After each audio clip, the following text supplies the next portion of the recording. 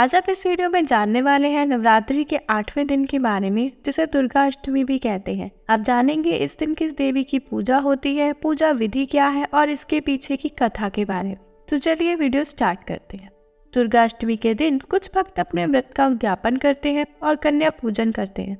कुछ भक्त नवमी के दिन भी व्रत का उद्यापन करते हैं और कन्या पूजन करते हैं। अष्टमी और नवमी ये तो बहुत विशेष तिथियां हैं, जिस दिन आपको माँ की आराधना करनी चाहिए, जिससे आपको इन 9 दिनों के व्रत का विशेष फल प्राप्त होगा। तो चलिए आपको बताते हैं इस दिन माँ दुर्गा के कौन से स्वरूप की पूजा की जाती है। इस दिन माँ दुर्गा के 8वें स्वरूप अर्थात माँ महागौरी की पूजा की जाती है। देवी पुराण के अनुसार माँ भगवती के 9 स्वरूप हैं और यह सब स्वरूप आदि शक्ति के हैं, लेकिन शिव जी के साथ उनकी अर्धांगिनी के रूप में सदैव माँ महागौरी ही रहती है। माँ की पूजा नवरात्रि के 8वें दिन की जाती है और 8वें दिन की पूजा विशेष रूप से बहुत महत्वपूर्ण होती है। यदि आप आज के दिन शिव जी और माँ महागौरी की पूजा करते हैं तो आपकी सभी मनोकामनाएं पूरी होती है। माँ महागौरी का रंग सफेद है, इनके वस्त्र और आभूषण भी सफेद रंग के हैं। माँ का वाहन बैल है और माँ का वाहन शेर भी है। माँ महागौरी के 4 हाथ हैं। उनका एक हाथ अभय मुद्रा में है, दूसरे हाथ में त्रिशूल है, तीसरे हाथ में शिव जी का डमरू है, जिसके कारण उन्हें शिवा भी कहा जाता है, और चौथा हाथ वर मुद्रा में है, जिससे माँ अपने भक्तों को आशीर्वाद देती है। माँ का यह स्वरूप बहुत शांत है और इनकी पूजा करने से हर प्रकार के पाप नष्ट हो जाते हैं। अब बताते हैं आपको 8वें नवरात्रि की पूजा विधि। तो जैसे आप 7 दिन से पूजा कर रहे हैं, पूजा तो आपको वैसे ही करनी है।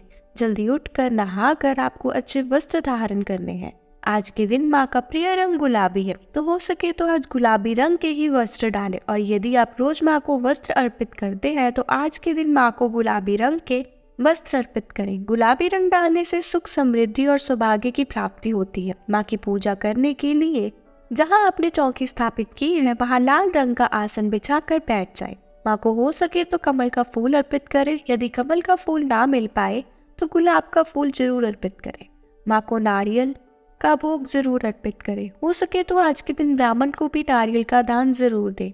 माँ के मंदिर में जाकर लाल चुन्नी से नारियल को ढककर माँ को जरूर अर्पित करें। इससे माँ बहुत खुश होंगी, आपको आशीर्वाद देंगी और आपकी समस्त मनोकामनाएं पूरी करेंगी। आज के दिन कन्या पूजन भी होता है। यदि आप आज के दिन कन्या पूजन करते हैं तो माँ को हलवा, पूरी और चने का भोग लगवा कर कन्याओं को खिलाना चाहिए और खुद भी खाना चाहिए। तो चलिए अब आपको बताते हैं माँ के मंत्र के बारे में। या देवी सर्वभूतेषु माँ महागौरी संस्थिता नमस्तस्यै नमस्तस्यै नमस्तस्यै नमो नमः। इस मंत्र का जाप जरूर करना चाहिए।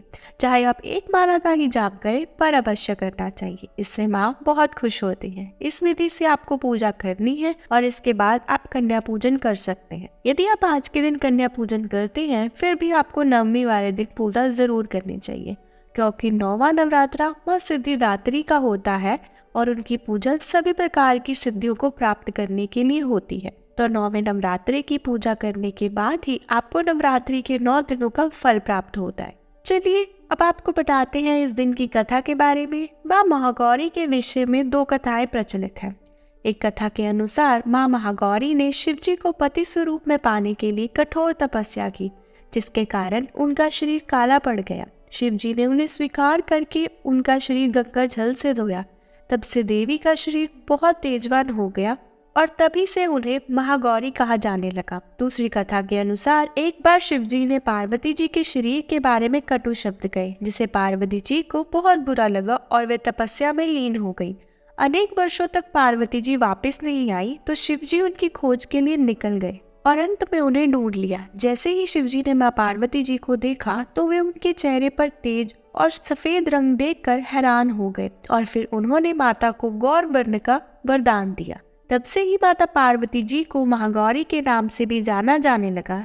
तो यह थी महागौरी की कथा। माँ बहुत ही शांत है और अपने भक्तों से प्रेम करने वाली है। यदि आप माता की पूजा विधि विधान से करते हैं तो माँ अपने भक्तों की झोलियाँ सुखों से भर देती है। अगर वीडियो अच्छा लगा हो तो लाइक, कमेंट, शेयर जरूर करें और ऐसे ही हर व्रत और त्योहार के बारे में जानने के लिए अपने प्रिय कथा सरिता चैनल को जरूर सब्सक्राइब करें।